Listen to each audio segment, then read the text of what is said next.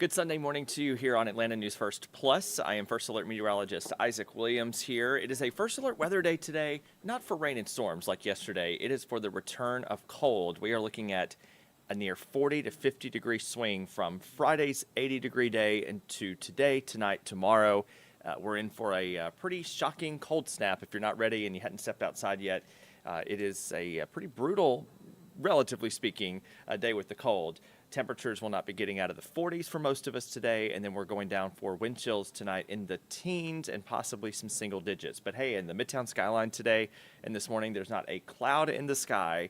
Out there, it is a gorgeous looking day, but the temperature, again, only at 39 degrees in Canton. It's 37 up in LJ. 47 in Rome, 44 degrees in Atlanta, where the wind chill is 35, so it is feeling like above freezing finally. But again, this is a far cry from what we ended last week with, where the temperature on Thursday was 79 and Friday was 80.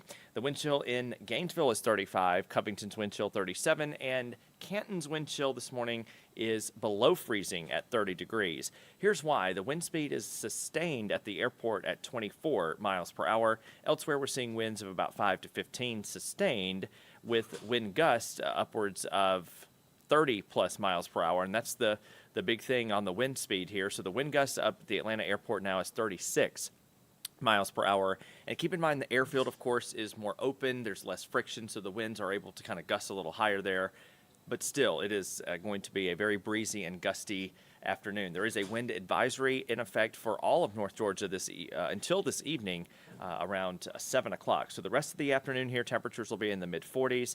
Low 40s by 6 p.m. tonight. The winds are going to stay fairly breezy into the evening and overnight hours, and that's going to create wind chills tomorrow. They're going to be a bit on the doozy side of things. Low temperatures tomorrow morning will be in the 20s, will be in the teens in Blairsville, so it is going to be a very, very cold start to the work week. And again, we're not going to get out of the 30s for the wind chill tomorrow.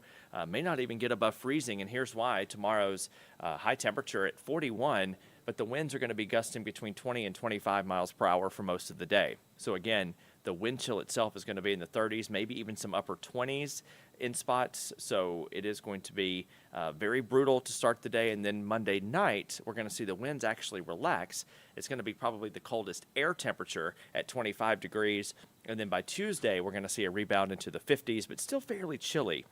Then Wednesday, we warm up. We start back into the 60s.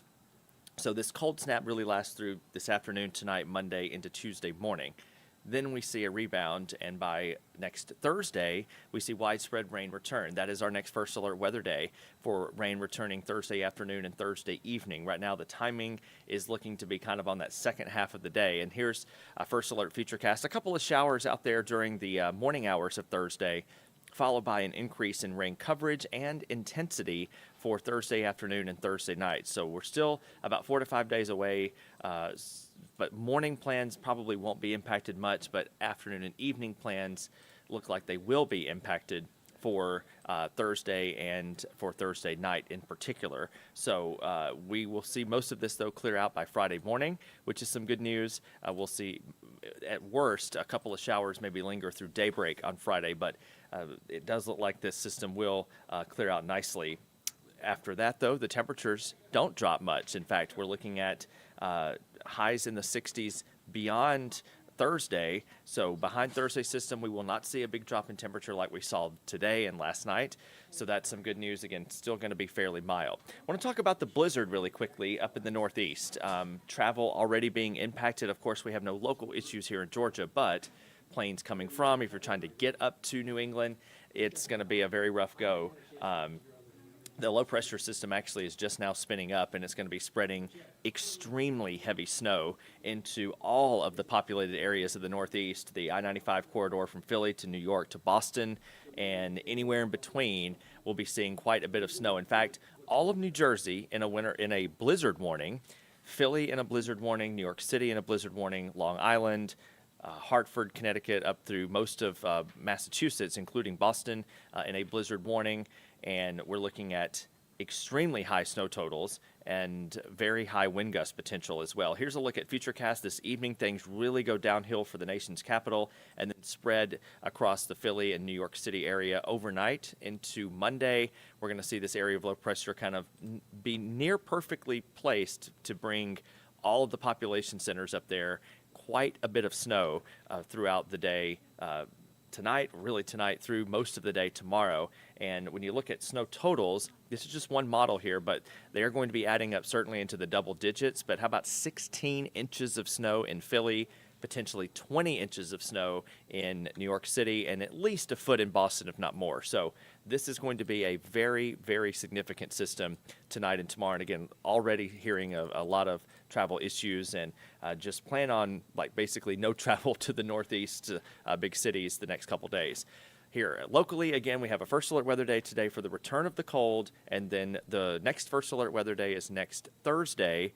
We will be much warmer by then with highs in the 60s with rain returning. So we'll take you back outside this morning as we approach the lunch hour. Again, the Midtown skyline looks gorgeous, but you can see the trees swaying, the wind's blowing out there, and it's going to be a chilly, breezy, windy rest of the day, but we will keep the sunshine going.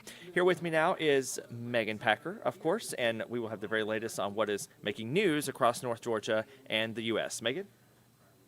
All right, Isaac, thanks so much. Good morning, everyone. Thanks so much for checking in with us here at Atlanta News First Plus. Isaac, thank you for getting us brought up to speed on the forecast. So many changes to talk about, and I am here to get you up to speed with what's making news on this Sunday.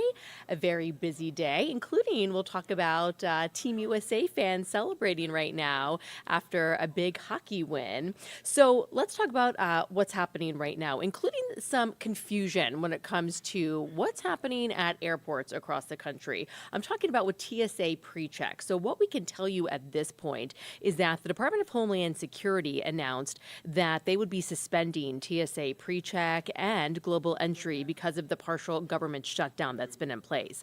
However, we reached out to TSA this morning, and they tell us that TSA PreCheck remains operational with no change for the traveling public. Their statement goes on to say, as staffing constraints arise, TSA will evaluate on a case-by-case basis and adjust operations accordingly. Courtesy escorts, such as those for members of Congress, have been suspended to allow officers to focus on the mission of securing America's skies. Now, Homeland Security, as we've told you, has been without funding since February 14th after Republicans and Democrats failed to reach a deal. Democrats are demanding a change in immigration operation policies. So if you were heading to the airport today, just know the lines are open with TSA PreCheck, but it does sound like things may change depending how things continue throughout the day. But right now, things are open, especially here in Atlanta. Today marks 2 years since Laken Riley was killed while running on the campus of the University of Georgia. People gathered yesterday for a 5K run and walk at UGA, followed by a memorial at Tate Plaza there to remember the late nursing student. She was killed by Jose Ibarra, an illegal immigrant from Venezuela. Her murder led to Congress and President Trump passing the Laken Riley Act on Immigration. The Secret Service says that agents shot and killed a man at Mar-a-Lago in Florida. This happened at the president's estate there. The agency says agents and a Palm Beach County Sheriff's deputy shot that man, who appeared to have a shotgun and a fuel can, after he breached the security premises. President Trump and the First Lady, Melania Trump, were not at that Florida resort last night. Now, this is not the first averted threat at Mar-a-Lago. Earlier this month, a man was sentenced to life in prison for waiting near the resort with a gun in September of 2024 while the president was playing golf. Back here in Metro Atlanta, the trial of the father of the accused Appalachia High School shooter resumes tomorrow. Week 1 of Colin Gray's trial wrapped up with testimony from Colt Gray's grandmother.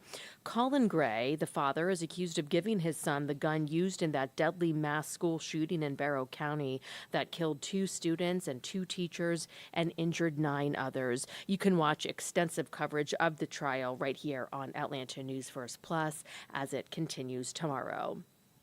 It is the final day of Oyster Fest in Midtown Atlanta. It was a good day out there yesterday by the looks of it here. Hundreds of people showed up to the corner of Peachtree and 12th Streets to shuck oysters and enjoy some lobster bisque. Tickets are $20. It is underway right now. Just a little bit chillier today than it was yesterday if you are going out there. And lots of celebration today. Team USA takes the gold in men's hockey. USA beat Canada 2-1 in overtime. Jack Hughes scored the winning goal in overtime. This is the third men's title at the games, the first since the Miracle on Ice in 1980. This is the final day of the games in Italy. And boy, what a way to wrap it up for Team USA. A big congratulations as the celebrations continue, including in Atlanta. We know that there were some bars that opened early today for the game. People are up nice and early watching and cheering on the team. So it's just a great way to wrap up the game. So thanks so much for checking in with us here at Atlanta News First Plus. I'm Megan Packer. Stay connected all day long as we continue to bring you the latest on the day's top news stories and your first alert forecast. And we'll see you soon. Have a good one.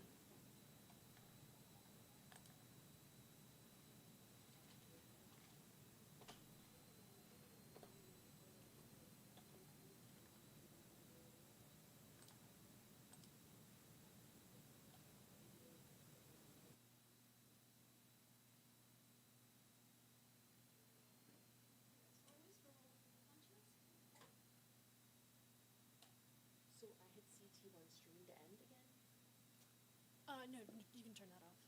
but will I end